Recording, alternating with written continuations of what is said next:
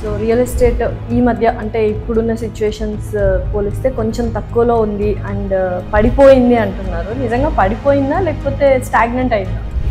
Real estate అనేది ఎప్పుడు పడిపోదండి. జనరల్గా ఇది ఒకటి మౌత్ పబ్లిసిటీ యాక్చువల్లీ. సో ఒకరి నుంచి ఒకరికి ఒక వైరస్ లాగా ఇది స్ప్రెడ్ అయిన వల్ల దానివల్ల ఏమైందంటే రియల్ ఎస్టేట్ పడిపోయిందని చెప్తున్నారు. రియల్ ఎస్టేట్ వాస్తవానికి పడిపోతే సబ్ రిజిస్ట్రేషన్ ఆఫీసెస్లో రిజిస్ట్రేషన్ జరగకూడదు, ల్యాండ్స్ కొనకూడదు, ల్యాండ్స్ అమ్మకూడదు. మరి ఇవన్నిటికీ అపోజిట్ జరుగుతుంది.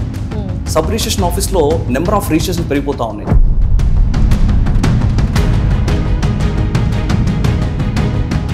సో అయితే రీసెంట్ చేంజెస్ మనం రియల్ ఎస్టేట్లో చూసుకున్నట్లయితే గవర్నమెంట్ తెచ్చిన కానీ అన్నీ ఆలోచిస్తే ఫస్ట్ది బిల్డ్ నౌ యాప్ అనేది ఒకటి క్రియేట్ చేశారు అండ్ అది బిల్డర్స్కి చాలా లాభాలను ఇస్తుంది అని విన్నాము. అసలు ఏంటి ఆ బిల్డ్ నౌ యాప్ అంటే? సో ఇప్పుడు ఈ బిల్డ్ నౌ యాప్ ద్వారా 100% అంటే స్ట్రీమ్ లైన్ అయిపోయింది టోటల్గా. సో ఎక్కువగా రిస్క్ తీసుకోవాల్సిన అవసరం లేదు, ఎక్కువగా టైంని ఇన్వెస్ట్మెంట్ చేయాల్సిన అవసరం లేదు. మీరు ఇల్లు కట్టుకోవాలన్నా, నేను ఇల్లు కట్టుకోవాలన్నా, ఎవరైనా సరే సామాన్యులైనా సరే ఇమీడియట్గా పర్మిషన్ పొందే ఒక బెనిఫిటే బిల్డ్ నౌ యాప్. బెనిఫిట్స్ ఎలా ఉంటాయి బిల్డ్ నౌ యాప్ వల్ల? సో బిల్డ్ నౌ యాప్ ద్వారా మనకి పేమెంట్ ఇంటిగ్రేషన్ కూడా చేశారు కాబట్టి ఇంతకుముందు మనం బ్యాంక్ వెళ్ళి చలాన్ కట్టాల్సి వస్తుంది. ఇప్పుడు మీకు ఏదైతే పర్మిషన్కి సమ్ అమౌంట్ చూపిస్తూ ఉంటుంది, ఆ అమౌంట్ అనేది డైరెక్ట్గా మీరు యూపీఐ ద్వారా లేదా నెట్ బ్యాంకింగ్ ద్వారా ఇమీడియట్గా మీరు ఆన్లైన్లో పే చేసేసుకోవచ్చు.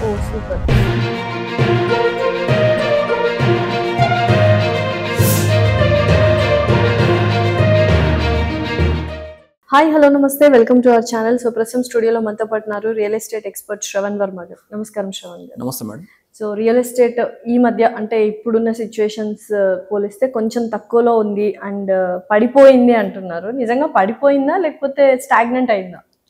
రియల్ ఎస్టేట్ అనేది ఎప్పుడు పడిపోదండి. జనరల్గా ఇది ఒకటి మౌత్ పబ్లిసిటీ యాక్చువల్లీ. సో ఒకరి నుంచి ఒకరికి ఒక వైరస్ లాగా ఇది స్ప్రెడ్ అయిన వల్ల దానివల్ల ఏమైందంటే రియల్ ఎస్టేట్ పడిపోయిందని చెప్తున్నారు.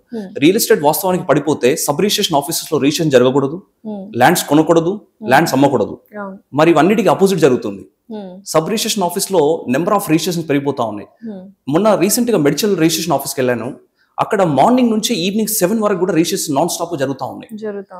సో మరి దీనివల్ల రియల్ ఎస్టేట్ పడిపోయిందా లేదంటే ఆగిపోయిందా అనేది మీరే చెప్పాలి. మరి ఎందుకు అలా టాక్ నడుస్తుంది? రియల్ ఎస్టేట్ లేదు, కొన్ని లక్షల ఫ్లాట్స్ కానీ ఇవన్నీ ఖాళీగా ఉన్నాయి మాట అయితే వినిపిస్తుంది. అవునండి. సో మీరు అన్నది వాస్తవం 100%. కాకపోతే ఏంటంటే ఇప్పుడు రియల్ ఎస్టేట్ లో కొత్తగా గవర్నమెంట్ ఎప్పుడైతే కాంగ్రెస్ గవర్నమెంట్ టేకప్ చేసిందో హైడ్రా అని, తర్వాత ఇప్పుడు HMDA మాస్టర్ ప్లాన్ కొత్తగా 2050. సో ఎప్పుడైతే కాంగ్రెస్ గవర్నమెంట్ టేకప్ చేసిన తర్వాత ఇమీడియట్ గా మనకి కొత్త చీఫ్ మినిస్టర్ రావడం. సో రాగానే కాంగ్రెస్ గవర్నమెంట్ ఎక్కడ ఫోకస్ చేస్తుందని చెప్పడం, తర్వాత నెక్స్ట్ వచ్చేసి హైడ్రాని ఇంప్లిమెంట్ చేయడం. హైడ్రా ఇంప్లిమెంట్ చేసిన తర్వాత అరే ఏంది బిల్డింగ్స్ కుల్లగొడుతున్నారని చెప్పేసి ఇలా కొద్దిగా ఆగిపోవడం రియల్ ఎస్టేట్. ఇలా ఆగిపోయిన తర్వాత ఇమీడియట్ గా మళ్ళీ HMDA కొత్తగా మాస్టర్ ప్లాన్ 2050 ప్లాన్ తీసుకురావడం. సో దీని వల్ల కొద్దిగా స్టాగ్నెంట్ అయింది కానీ ఆగలేదు. సో రియల్ ఎస్టేట్ ఎప్పుడు కూడా పడిపోదండి.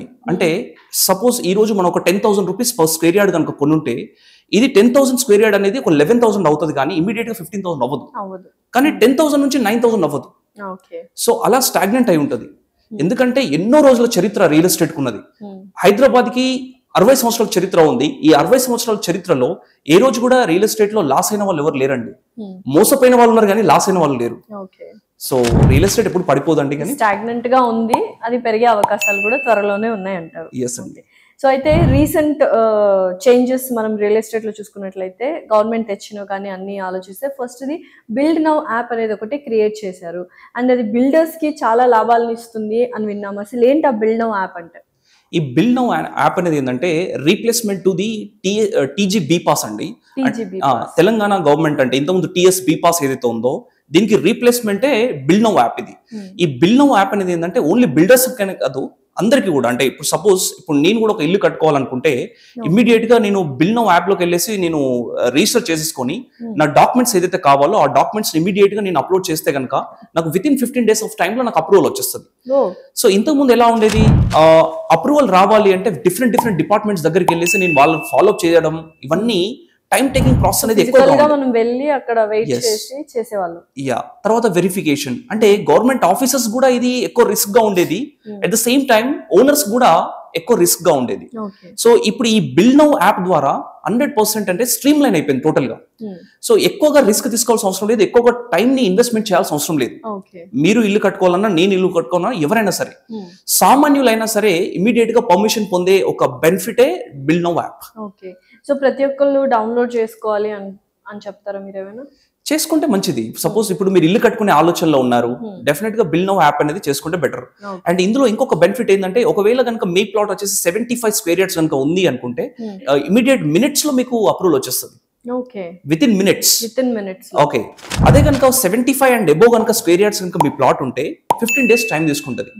సో దీంట్లో ఆర్టిఫిషియల్ ఇంటెలిజెన్స్ ఇంటిగ్రేట్ చేశారు. ఓకే. అంటే డాక్యుమెంట్స్ కానీ ఏదైనా సరే ఇప్పుడు వెరిఫై చేయాల్సిన అవసరం లేదు, డైరెక్ట్ గా ఏఐ వెరిఫై చేసేస్తుంది డాక్యుమెంట్స్ అనేది.